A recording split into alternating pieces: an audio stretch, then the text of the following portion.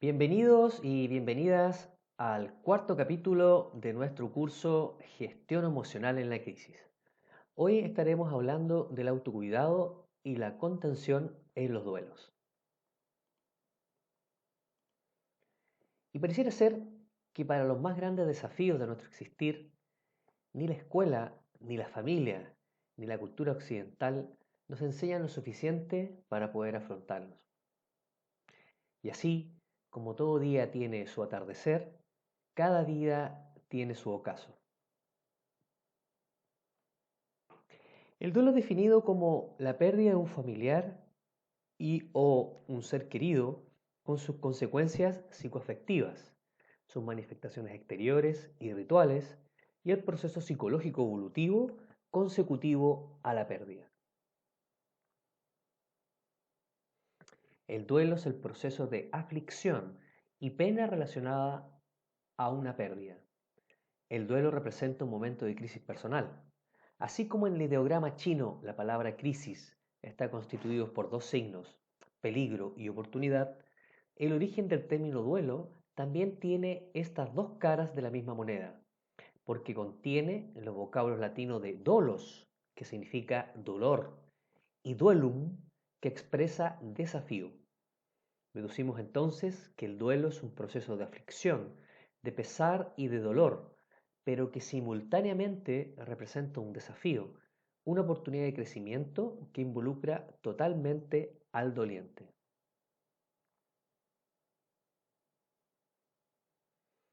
Las cinco etapas del duelo. Desde alrededor de los años 1969, en este campo de la psicología se hace muy popular la teoría de las cinco fases del duelo, desarrollada por la psiquiatra suizo-estadounidense Elizabeth Kubler-Ross. En su libro sobre la muerte y el morir, presentó este modelo general de cinco etapas de duelo que explican cómo se sienten las personas en distintos momentos de su luto y cómo tienden a actuar. Su interés por la muerte comenzó en su época de estudiante, cuando visitó algunos de los campos de exterminio nazi tras la guerra. Allí se sorprendió al ver que las paredes de los barracones estaban llenos de dibujos de mariposas. Estos dibujos afectaron profundamente a Elizabeth, que a partir de entonces se dedicó en cuerpo y alma a crear una nueva cultura sobre la muerte. Convirtió el símbolo de la mariposa en un emblema de su trabajo, ya que para ella la muerte era un renacimiento a un estado de vida superior. Y aquí aparece el gráfico, ¿cierto? Muy clásico del proceso de pérdida. Por un lado, vamos a tener, ¿cierto?, el nivel de energía productiva. ¿Sí? Aquí marcamos el 100% como la energía que la persona ya tenía antes del duelo. En el otro eje, podemos ver el tiempo, el paso del tiempo, los cuales pueden ser semanas, meses, años. Y así comienza por esta etapa de negación, donde básicamente vamos a ver la evolución de cómo la energía, el entusiasmo de la persona. En la negación, ¿cierto? Hay una disminución de la energía que aumenta a la persona a confrontarse, ¿cierto?, con la frustración, la indignación, la cólera, la ira de sentir la pérdida de su ser querido. Asimismo, oscila en los periodos donde hay incertidumbre, desconsuelo, van pasando los días y la situación obviamente no cambia. También es el momento de negociar, hacer ciertos acuerdos. La persona busca acá también negociar simbólicamente para que su ser querido pudiera retornar a la vida. Asimismo, ya cuando no se puede negar la evidencia, ni tampoco los sentimientos de frustración sirven, es que viene una disminución una disminución en la energía de la persona. Incluso se asocia con el término depresión, como veremos más adelante. Finalmente, en un periodo más o menos de alrededor de un año, aparece la aceptación, la confianza y la tranquilidad. Vamos a ver ahora en específico cada parte. La primera etapa de la negación significa que negar la muerte puede inicialmente amortiguar el golpe de perder a un ser querido y aplazar parte del dolor, pero ese recurso de negación no tiene una duración indefinida, pues en algún momento se hará innegable. Un primer recurso entonces de las personas es negar lo que está pasando como una forma de amortiguar el dolor que está produciendo, enterarse o saber de la pérdida del ser querido. Una segunda etapa viene la de la ira, del enojo. En esta fase son característicos los sentimientos de rabia y resentimiento, así como la búsqueda de posibles responsables o culpables. La ira aparece ante la frustración de que la muerte es irreversible, de que no hay solución posible y se puede proyectar esa rabia hacia el entorno, incluida a otras personas allegadas, familiares o cercanos. La tercera etapa es la negociación. En esta fase las personas fantasean con la idea de que se puede revertir o cambiar el hecho de la muerte. Es común preguntarse, ¿qué habría pasado si...? O pensar en estrategias que habrían evitado el resultado final como, ¿y si yo hubiera hecho esto o lo otro? O incluso llegar a negociaciones con Dios o con el Espíritu para decir, ¿sabes qué? Si tú me puedes devolver a mi familiar, yo me comprometo a dejar de ser de cierta manera. Las siguientes etapas se refieren a la cuarta etapa de la depresión.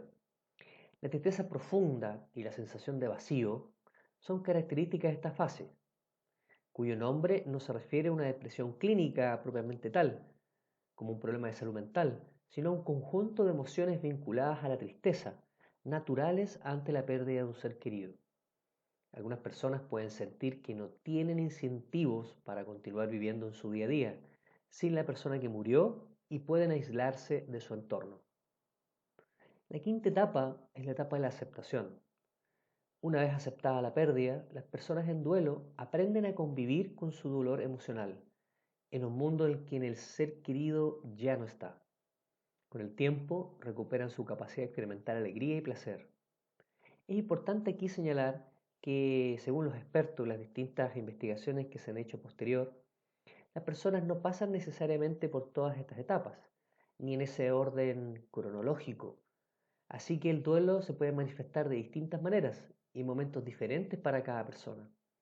No es algo secuencial, lineal, sino más bien diverso y que puede oscilar en la duración de cada etapa o incluso regresar a alguna anterior durante este proceso. Más se asimila a algo que es variable y que de alguna manera va cambiando en su frecuencia y en el tiempo que la persona habita cada una de estas etapas. Y vamos a un trabajo práctico. Considerando las 5 etapas del duelo de Elizabeth Kubler-Ross, ¿reconoces estas etapas en duelos pasados que hayas vivido o han vivido personas cercanas? O sea, puedes echar mano a tu memoria, recordar algún evento pasado, algún duelo pasado, o bien recordar a algún familiar que haya perdido y se haya sentido muy abrumado por la pérdida de un ser querido. O también personas cercanas, del trabajo, de la escuela, etc. Segundo, ¿qué viene a representar la mariposa en la mirada de Elizabeth y qué para ti también puede simbolizar la mariposa?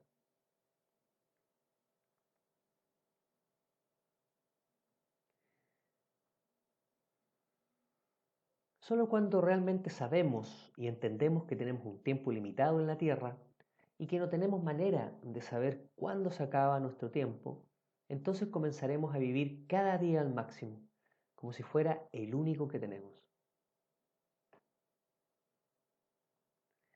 Muy bien, vamos a conocer ahora las etapas del proceso del duelo que incorporan también la mirada del tiempo y cómo las personas se van adaptando, modelos que vienen de los años 70 y 80. La primera fase, reconocida como de impacto o impasibilidad, tiene una duración de entre unas horas y a una semana. Es el primer impacto, ¿cierto? Es escuchar la noticia, ver, leer la noticia y que de alguna manera produce esta primera sacudida. Viene definida por los sentimientos derivados de la negación o incredulidad, el rechazo y el autorreproche. Puede cursar tanto con embotamiento como con liberación emocional intensa y se caracteriza por la incapacidad para comprender qué ha ocurrido y en consecuencia responden de manera inadecuada, alejándose de la realidad, distanciándose de las personas próximas y con respuestas frías e incluso inadecuadas que pueden parecer fuera de contexto. Entonces puede venir en esta primera etapa, quedarse muy en shock, es decir, sin una respuesta, o bien con una liberación emocional muy intensa. La segunda fase habla de depresión o de repliegue, con una duración que puede ser de entre un mes a un año. Se prolonga a lo largo de varias semanas o meses. Se inicia con una sintomatología depresiva inhibida, seguida de episodios de protesta, irritación y aislamiento. Los rituales socio-religiosos han finalizado. La persona se encuentra en su día a día sola ante la realidad de la pérdida y frecuentemente con la exigencia social imperiosa de reincorporación inmediata a su vida habitual, el retorno al trabajo, cuidado de familiares a su cargo, etc. Y la tercera fase sería la fase de recuperación, de curación o restitución. Suele aparecer después del año. Comienza la aceptación de la nueva situación como algo irremediable, recupera el interés por otras actividades y establece nuevas relaciones. Se retorna al nivel de funcionamiento previo y la persona es capaz de establecer nuevos lazos afectivos. Es decir, que en estas etapas del proceso del duelo se clasifica en tres fases en las cuales van teniendo como consecuencia la recuperación final de la persona. Veamos los signos y manifestaciones normales del duelo en adultos. Varios autores, actuales muchos, coinciden en señalar cuatro ámbitos donde se impacta la persona y que es bastante similar también a los que vimos en el capítulo 2 referentes al estrés y también las emociones. En el compartimento, ¿cierto?, de la afectividad aparecen emociones como tristeza, desesperación, añoranza, ansiedad, culpa, miedo, rabia y hostilidad, anedonia, soledad. Por los aspectos cognitivos, ¿cierto?, hay preocupación con pensamientos por el difunto. ¿Qué pasará con él después ahí? También puede venir pensamientos de baja autoestima, autorreproches, desesperación e impotencia, una pequeña sensación de irrealidad, problemas con la memoria y la concentración, incredulidad, confusión. Puede también, en algunas ocasiones, presenciar que el fallecido está vivo o percibirlo, relacionándose algunas veces con alucinaciones visuales y auditivas, escuchar que la persona está hablándole, etc. Del comportamiento. Llorar y retirarse de la vida social. Hiperactividad o agitación. Cansancio. Soñar con el fallecido. Trastornos del apetito por defecto o por exceso. Conductas temerarias. Suspiros. Frecuentar los mismos lugares del fallecido. En el cuerpo, los fisiológicos. Sentir el estómago vacío. Tirantez en el tórax o la garganta. Hipersensibilidad a los ruidos.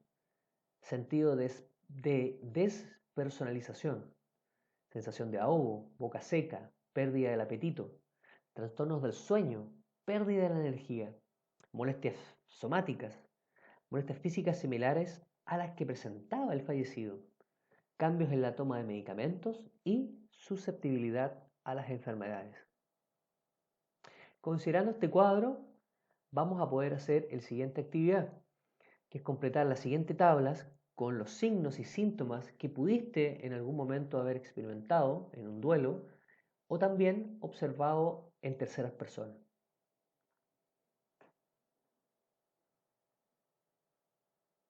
Muy bien, vamos a ver el estudio del duelo ha ido avanzando y las investigaciones también al respecto, y Niemeyer incluye un aspecto bastante novedoso en que él plantea los desafíos o aspectos que es necesario que la persona supere para poder internalizar el duelo. Veámoslo. Así, las personas superan de forma diferente un duelo, en función de los recursos personales de que dispongan y de la naturaleza de la pérdida. Según Niemeyer, estos desafíos no se superan en un orden determinado, ni se resuelven todos totalmente para el resto de la vida. Los desafíos a los que ha de enfrentarse el deudo se refieren a, primero, reconocer la realidad de la pérdida. La pérdida se sufre no solo como individuos aislados, sino también como miembros de sistemas familiares, de forma que habría que reconocer y hablar de la pérdida con todos los afectados, incluyendo a los niños, personas enfermas o adultos mayores. Ello conlleva un cambio en los roles y responsabilidades dentro del sistema familiar. Muchas veces la pérdida involucra hacerse cargo de personas de mayor edad, de personas enfermas, o bien tener que decidir problemas legales, problemas de propiedades, etcétera, etcétera. Segundo, abrirse al dolor. Hace referencia a la necesidad de reconocer y darse tiempo para sentir el dolor y la pena por la muerte. Del mismo modo, de la necesidad de alternar entre la atención a estos sentimientos profundos y a la atención a tareas más prácticas, como el trabajo, cuidado de los hijos, las herencias, las deudas e incluso todos los aspectos que tienen que ver con el mismo fallecido. Lo tercero que plantea Niemeyer involucra revisar nuestro mundo de significado. Tras una pérdida importante, es probable que no solo cambie nuestra vida a un nivel práctico, sino que este hecho nos haga replantearnos todo nuestro sistema de creencias y valores que había sustentado hasta el momento de nuestra vida, en especial en personas que no han elaborado duelos anteriormente. Es decir, que Niemeyer pone énfasis en que la muerte va a modificar de alguna manera o va a llevar a cuestionar a la persona cómo el individuo explica su vida en el mundo, el significado que le da a su propia vida y a las relaciones humanas que lo rodean. Lo cuarto es reconstruir la relación con lo que se ha perdido. La muerte no acaba con las relaciones, sino que las transforma. De manera que hay que reconvertir la relación, la cual pasa a estar basada en una conexión simbólica en lugar de la presencia física. Digamos así que se sublima la conexión física de vernos, tocar a la persona, por esta conexión simbólica que muchas veces puede ser la tumba, puede ser un lugar especial, una fotografía o la persona en su creencia espiritual, el lugar que le da en su corazón. Quinto, reinventarnos a nosotros mismos. Tras una muerte importante podemos recuperarnos y llevar una vida totalmente satisfactoria, pero seguro que no volveremos a ser igual que antes. Es pues una ardua labor el encontrar una nueva identidad que encaje con el nuevo rol. Este último desafío está ligado a la concepción de la identidad como algo no únicamente personal, sino también social.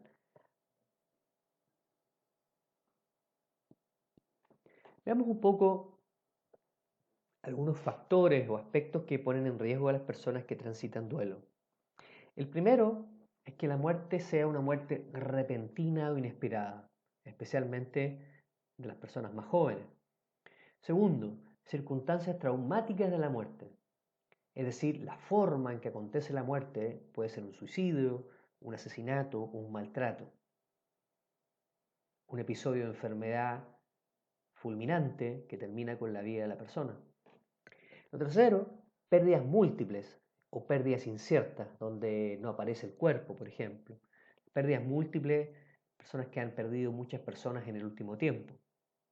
Lo cuarto, tiene que ver con la muerte de un niño, un bebé, un adolescente, que por su edad, ¿cierto? Por su fase evolutiva, no es esperable que así suceda.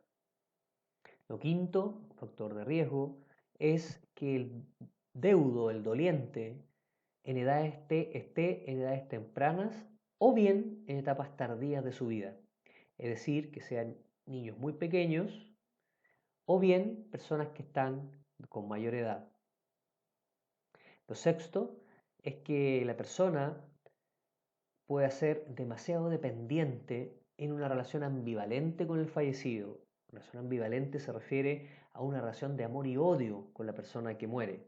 Por tanto, las emociones que vas a enfrentar van a ser mucho más profundas porque va a sentir, por un lado, el apego al amor que tiene por el fallecido y también un sentimiento de culpa por sentir emociones negativas respecto a la persona que ha fallecido. Lo séptimo es una historia previa, que existe un antecedente de un mal manejo de duelos difíciles en la historia de la persona. Lo octavo es estar padeciendo depresiones u otras enfermedades mentales. Lo noveno es tener problemas económicos, falta de trabajo. Lo décimo, poco apoyo socioemocional, sociofamiliar, real o que la persona percibe tener bajo apoyo. Alejamiento del sistema tradicional socio-religioso de apoyo. Por ejemplo, en el caso de los inmigrantes, que su desarraigo los hace dejar atrás las formas tradicionales donde ellos pueden de alguna manera expresar su dolor. Y acá vamos a rescatar un criterio diagnóstico del DSM-5 del año 2013, que es el Vademecum, ¿cierto?, de la salud mental, y señala que la categoría de duelo no complicado se aplica cuando el objeto de atención clínica es una reacción normal ante la muerte de un ser querido. Como parte de esta reacción ante una pérdida así, algunos individuos en duelo presentan síntomas característicos de un episodio de depresión mayor, como por ejemplo sentimientos de tristeza con otros síntomas asociados como insomnio, falta de apetito y pérdida de peso. El trastorno de duelo complejo, persistente, se caracteriza por una pena intensa y persistente en el tiempo y por reacciones de luto prolongados superior a un año. Es decir, tenemos un duelo que sería no complicado, en el cual la persona sí presenta ciertas características de una depresión, como falta de apetito, baja energía, etc., pero es esperable dentro de lo que está viviendo. Y por otro lado tenemos un duelo complejo, persistente, donde la etapa de la depresión, ¿cierto?, dura más tiempo y con un fuerte componente emocional de reacciones de luto. Es ahí cuando detectamos que hay un duelo complejo persistente, es que debemos aconsejar a las personas acudir al psicólogo o bien al psiquiatra para poder apoyarlos de buena manera. En el caso del duelo de niñas y niños, profundizamos más, tenemos un anexo donde vamos a profundizar en esta mirada sobre el duelo de los niños. Como se entiende actualmente el desarrollo infantil, el niño que está por debajo de los año y medio o 2 años no entiende plenamente que un objeto físico tiene una existencia separada de su percepción sensorial y su manipulación. El cerebro del infante es incapaz de generar recuerdos como los que tiene un adulto, por la inmadurez de su cerebro límbico encargado de la memoria. Es decir, que más o menos entre los 18 y 24 meses, el niño no comprende que el mundo esté separado del mismo. ¿Sí? Piensa que todo es uno solo. Y de alguna manera también la maduración del cerebro se va haciendo por partes. Y precisamente toda la zona de los recuerdos que nos permite de alguna manera registrar recuerdos aún es inmadura. Sin embargo, pueden alojarse ciertas cargas energéticas que incluso en psicoterapia pueden ser accesibles. Entre los 2 y los 5 años se alcanza la constancia del objeto y el niño comprende mejor, aunque de manera incompleta, la muerte. Los niños de esta edad incluso reflejan más los estados emocionales de los adultos, es decir, los imitan después de pasar por una pérdida. Pero el riesgo es que puedan percibirla como si se debiera a su propia responsabilidad, culpa y o por su propia sensación de haber hecho algo malo. A esta edad los niños muestran también una fuerte tendencia a idealizar al adulto que ha perdido. Entre los 5 y los 7 años, el niño comprende mejor la muerte desde una perspectiva cognitiva, pero todavía le faltan habilidades del ego para afrontar la intensidad de sus sentimientos. Desde los 7 años a la adolescencia, el niño se aproxima al duelo más como un adulto, con una comprensión más clara y con mejores habilidades de afrontamiento. La pérdida a causa de una muerte se experimenta y se expresa de maneras diferentes en diferentes fases evolutivas. Es decir, se experimenta de manera distinta en la infancia primaria, en la infancia secundaria, en la adolescencia y en la adultez. Tenemos un anexo respecto al duelo en infantes y también unos enlaces de utilidad en la bibliografía. El rol de la contención de los duelos. Y quizás nos toque en algún momento ser la persona que acompaña a una persona en un duelo o bien simplemente tengamos que escucharle. Y vamos a generar algunas estrategias o algunas recomendaciones para poder hacerlo de buena manera. Porque en la vida cotidiana no es necesario que seamos psicólogos, orientadores ni terapeutas para dar contención emocional a las personas que nos rodean. El simple hecho de estar en la disposición de escuchar con atención lo que el otro nos quiere transmitir sin ningún tipo de prejuicios o ideas preconcebidas y situarnos con nuestro corazón abierto frente a él o ella ya es contener emocionalmente. En la mayoría de los casos, tu familiar, tu alumno, compañero de trabajo, amigo, simplemente quiere ser escuchado, puesto que al verbalizar lo que siente, sin saberlo, su cerebro organiza la mezcla de pensamientos y sentimientos que posee para poder expresarlos de manera coherente. Y eso ya es de gran ayuda para esa persona. Esto es clave para ir alcanzando una resignificación emocional, tal como lo veíamos en el capítulo número 2. Entonces cobra especial importancia los siguientes aspectos, que son muy similares a los que conversábamos en el caso de la comunicación efectiva. Lo primero es, al entrar al espacio cercano a la persona en el duelo, mantener nuestra conexión con la respiración y durante la conversación. Eso nos va a ayudar de alguna manera a mantenernos un poco más tranquilos frente a la narrativa que la persona puede hacer. Recordemos que la persona va a expresar emociones las cuales no tiene muy bien elaboradas y por tanto pueden salir incluso sin filtro a partir de ella. Que eso no nos asuste ni nos intimide, simplemente es algo que se debe permitir hacer a la persona para que pueda ir liberando, soltando lo que está sintiendo, sin forzarla, pero sí estar cercanos a ella para escucharla. Nuevamente, para iniciar una conversación, ¿cierto? Estar cerca de una persona que está transitando con esta problemática, es importante conectar con un valor o principio personal de nosotros. En el caso, por ejemplo, de escuchar desde el valor del servicio, desde el valor del amor, desde el valor de la contención, nos puede ayudar a encontrar una actitud adecuada para desarrollar esta labor. Siempre es importante escuchar comprometidamente, o sea, escuchar con actitud, escuchar plenamente. Y que escuchar no solamente el oído, sino nuestro cuerpo, el tono de nuestra voz, nuestra mirada. Y debemos hacerlo de un espacio sin juicio.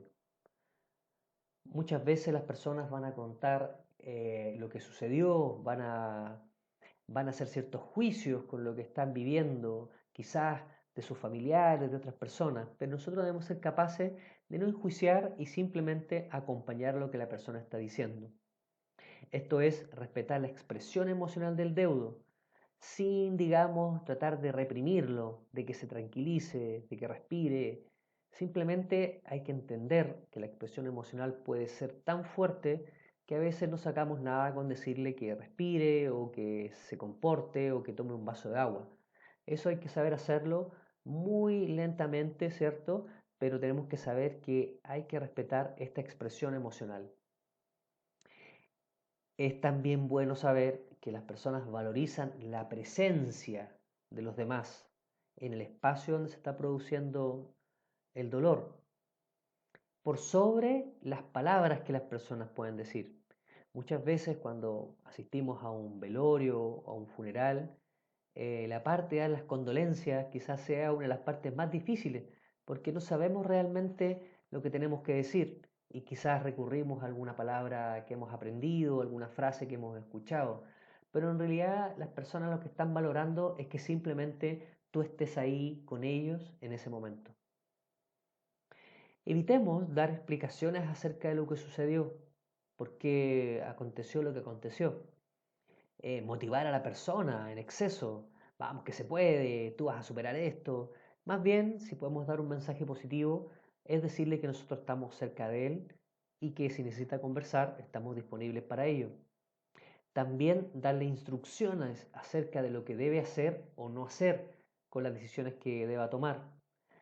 Salvo, claro, que sea un familiar directo, ¿cierto? Y que nos pida asistencia. También tiene que ver con agradecer y reconocer el espacio de conversación y compañía. También agradecer que la persona se haya preocupado de avisarnos cuando estamos asistiendo a un velorio o a un funeral. O bien también cuando estamos conversando y la persona nos conversa, nos cuenta la pérdida que tuvo. Es decir, podemos agradecer esa confianza y ese valor que pone en la relación. Porque si por algo te está contando, significa que la persona valoriza tu presencia y también tu amistad. También es muy importante saber que el conocimiento personal del significado de la muerte y el duelo en nuestra propia vida. Como perspectiva del duelo, podemos saber que las personas superan el duelo sin tratamiento.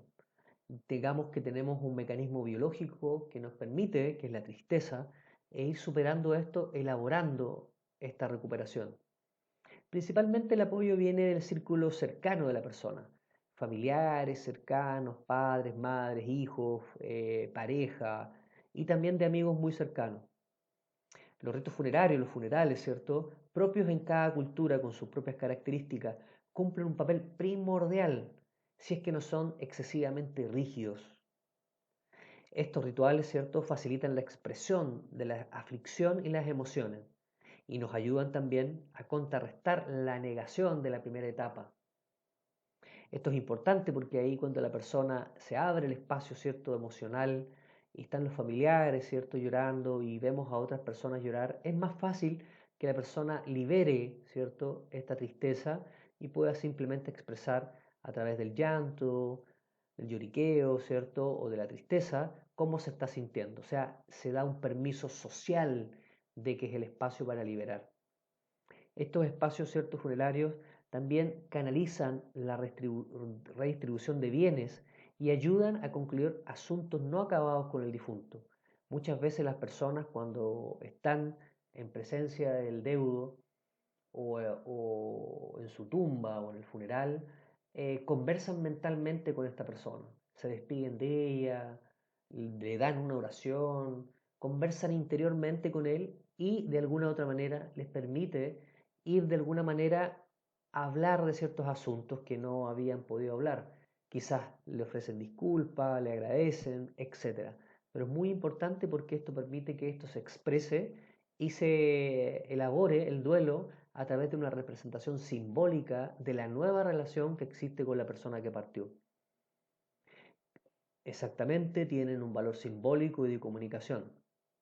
Y también permiten las expresiones de pesar de la comunidad. Y esto es muy positivo porque permite una cohesión social, es decir, la presencia de personas que querían al fallecido genera también el orgullo, por un lado, de las personas que lo conocían y también de lo querido o querida que era la persona en vida.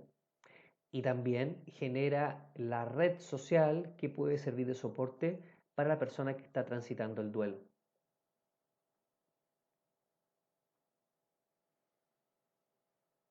Orientaciones de contención en la pérdida inicial.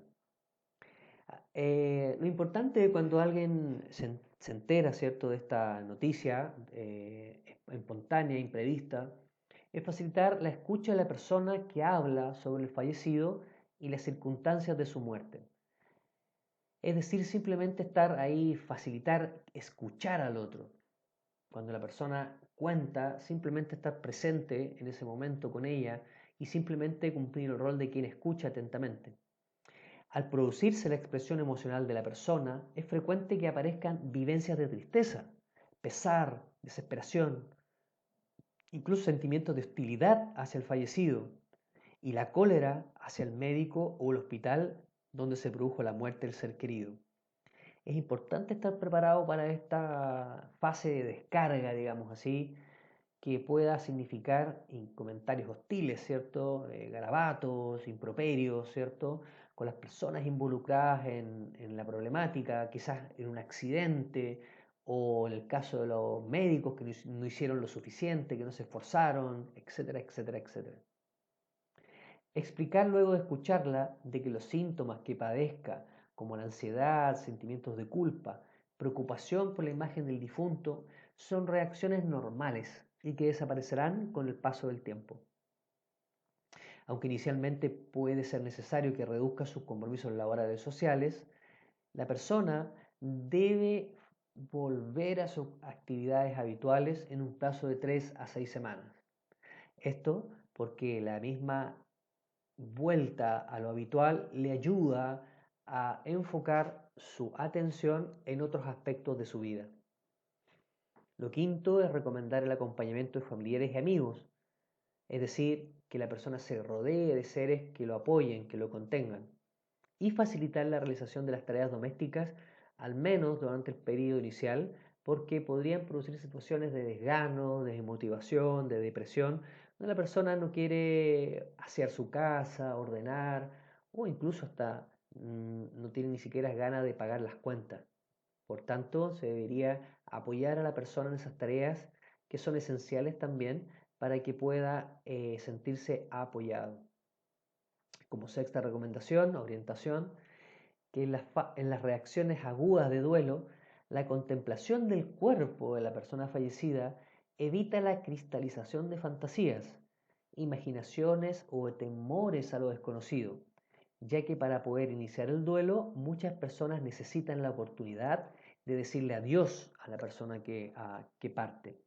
De alguna manera, ¿cierto? La participación en este rito funerario permite que la persona exprese sus emociones y también pueda verlo por última vez físicamente y despedirse de él en tranquilidad. Y vamos a pasar, ¿cierto?, a cómo la muerte va siendo absorbida o asimilada por la persona. Y leímos lo que este poema de García Lorca nos dice. Quiero llorar porque me da la gana, como lloran los niños del último banco, porque yo no soy un hombre ni un poeta, ni una hoja, pero sí un pulso herido que ronda las cosas del otro lado. La tristeza en la elaboración del duelo. Y aquí vamos a conocer una mirada, ¿cierto?, del psiquiatra Paolo Baiocchi, que nos dice que la tristeza es una emoción que crea el cerebro límbico. Cumple una tarea extraordinaria y de gran dignidad, a pesar de su mala fama como emoción relacionada a periodos tristes. Permite a nuestro corazón elaborar los lutos y las pérdidas. El evento desencadenante de la tristeza es la pérdida de lo que, en psicoanálisis, se define como el objeto del amor. Es necesario que encontremos la dignidad perdida del llanto. Saber llorar de tristeza significa madurar la capacidad de ser amorosos y vivir éticamente con los demás. ¿Qué función cumple la tristeza? Su propósito es la reorganización de las diferentes huellas grabadas en la memoria generadas en la relación con la otra persona. Lugares, objetos, afectos, aromas y situaciones siguen existiendo, pero quien las habitaba ya no. El cerebro se confunde al comparar sus recuerdos y el contraste con la realidad. Los reacomodos van en busca de orientar los afectos y satisfacciones hacia otro objeto de amor. Aparecen entonces otras personas, otras aficiones, otros espacios.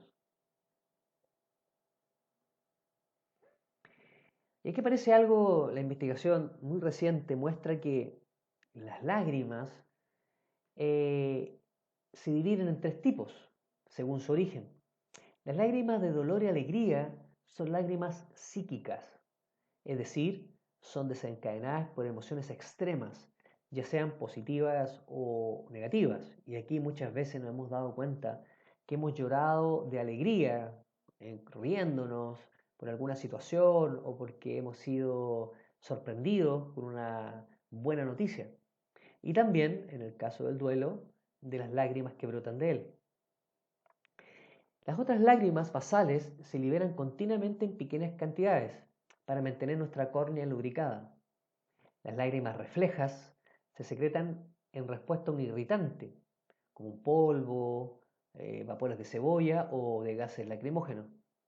Se ha encontrado que las lágrimas emocionales contienen hormonas basadas en proteínas, incluido el neurotransmisor leucina encefalina, un analgésico natural que se libera cuando el cuerpo está bajo estrés. Y te invito también a mirar un poco las imágenes que le han sacado a las gotas, que le han tomado a las gotas. Y podemos decir que para nuestra cultura occidental postmoderna, aceptar que existe un fin para nuestra existencia es como un mensaje que va en contra de las promesas de logros, éxito, felicidad, salud y longevidad, con las cuales se motiva habitualmente a las personas para progresar en sus vidas. El fenómeno de la autoexplotación en las actuales sociedades llamadas del cansancio, por Byung Chul Han, por estar en ellas el ser humano permanentemente en la búsqueda de aspectos materiales, en la autopromesa de que al alcanzarlos por fin podrá sentirse satisfecho, feliz y pleno. Promesa que al verse incumplida responde aumentando la exigencia consigo mismo más y más. El valor comercial de lo desechable, de la obsolescencia y de lo inmediato es incorporado a la mente como ideas que llevan a la competencia, a lo superficial en los lazos afectivos, al individualismo en la interpretación de que se puede pagar por el tiempo. Te dejo acá el enlace al artículo de la entrevista para que lo puedas revisar, de las sociedades del cansancio.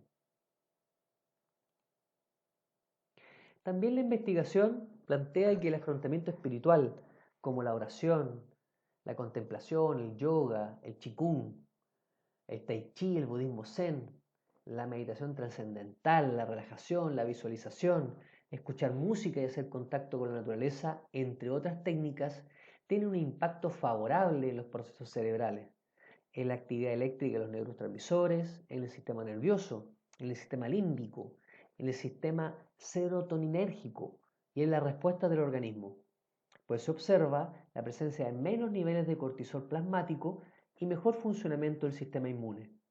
Se produce disminución del metabolismo en general, menor consumo de oxígeno, disminución de la frecuencia de ritmo cardíaco, aumento de las ondas cerebrales lentas, disminución de los niveles de hipertensión arterial y un estado de bienestar en general. La relación mente-cuerpo que posibilitan estas técnicas ayuda en última instancia al autoconocimiento, a una mayor adhesión a los tratamientos, mejores estilos de vida saludable y una favorable calidad de vida en general. Es por eso que en esa línea también en el quinto capítulo estaremos viendo las técnicas de autocuidado. Espiritualidad y religiosidad, a pesar de estar relacionadas, no significan lo mismo. La espiritualidad va más allá de los dogmas de las tradiciones, de las religiones tradicionales. Los dogmas, ¿cierto?, son los rituales, las formas. Por ejemplo, para la religión católica, la Eucaristía, el misterio de la confesión, de la comunión. Son formas como se va viviendo la espiritualidad en la religiosidad. La religiosidad desarrolla dogmas, el culto y la doctrina compartidas, mientras que la espiritualidad está ligada a las cuestiones, a los aspectos de la vida humana relacionados con experiencias que trascienden los fenómenos sensoriales. Se relacionan con las cuestiones que se toman con el significado y propósito de la vida, la búsqueda de respuestas que trasciendan el caos en que vivimos en el momento, dándonos el significado y la solución para una adaptación y reorganización principalmente interior de propósitos más elevados, de repensar los conceptos y las prioridades de nuestra vida en la búsqueda de un sentido. Se ha señalado que las personas que han internalizado sus principios religiosos, es decir, lo han llevado a la práctica, lo han hecho carne, lo han hecho conducta, tienen menos miedo de morir. Las investigaciones basadas en la evidencia plantean que aunque las personas no sean sumamente religiosas en su diario vivir, pueden serlo en momentos de enfermedad, o de muerte, debido a la experiencia de pérdida de control personal frente a la situación que los lleva a la búsqueda de un poder más alto o de un Dios para encontrar los propósitos de la vida y enfrentar situaciones estresantes.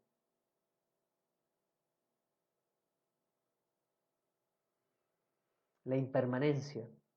La naturaleza misma de las cosas, las personas, las especies, es su impermanencia. Esta impermanencia puede significar trascendencia con la sobrevivencia de sus crías, los hijos, de la familia, que van proyectando la raza humana en el tiempo. Si bien nuestro paso por la Tierra es finito, la trascendencia más allá en el tiempo viene dada por la sobrevivencia de nuestra especie, de nuestra raza humana, digámoslo así. Y compartiremos ahora algunas frases reflexivas en torno al fenómeno del duelo y la muerte. Baltasar Gracián dice: la muerte para los jóvenes es naufragio y para los viejos es llegar a puerto. La muerte solo tiene importancia en la medida que nos hace reflexionar sobre el valor de la vida.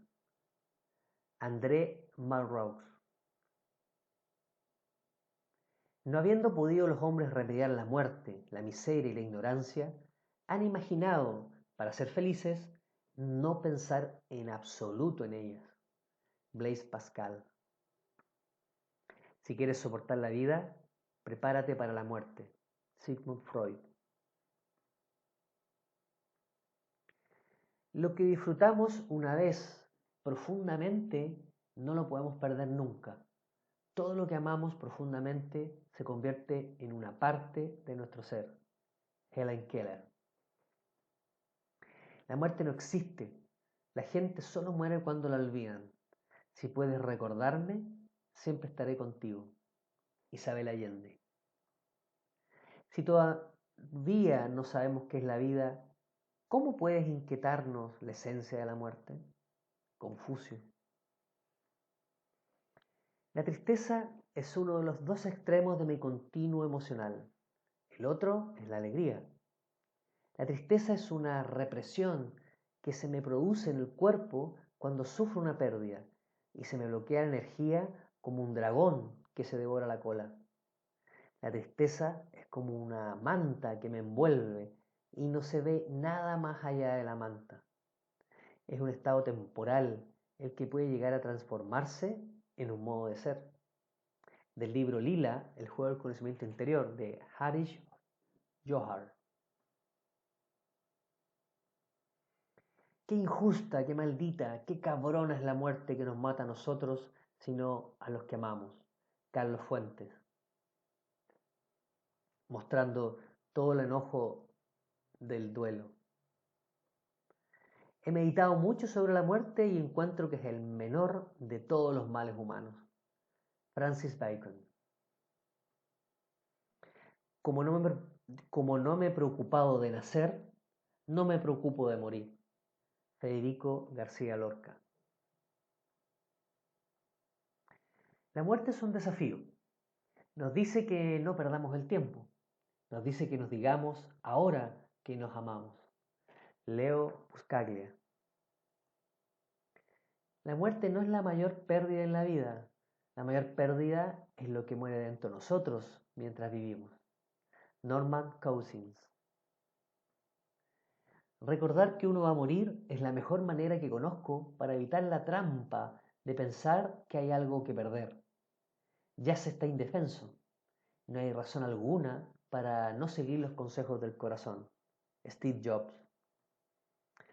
Nuestra muerte no es un fin si podemos vivir en nuestros hijos y en la generación más joven, porque ellos son nosotros. Nuestros cuerpos son solo hojas marchitas en el árbol de la vida.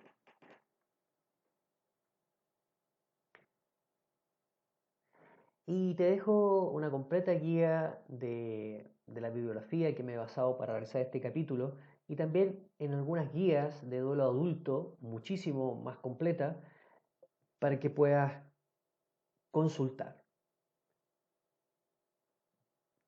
Hay muchas de ellas disponibles en la web con los enlaces que estamos compartiendo.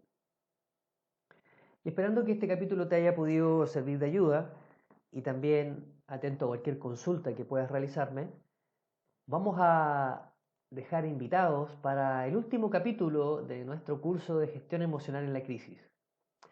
Y de alguna manera se refiere, ¿cierto?, a las herramientas de regulación del estrés y contención emocional que te brindaré en el siguiente capítulo. En él haremos bastantes actividades prácticas donde vas a poder inmediatamente usarlas para tu beneficio. Nos vemos en el próximo capítulo.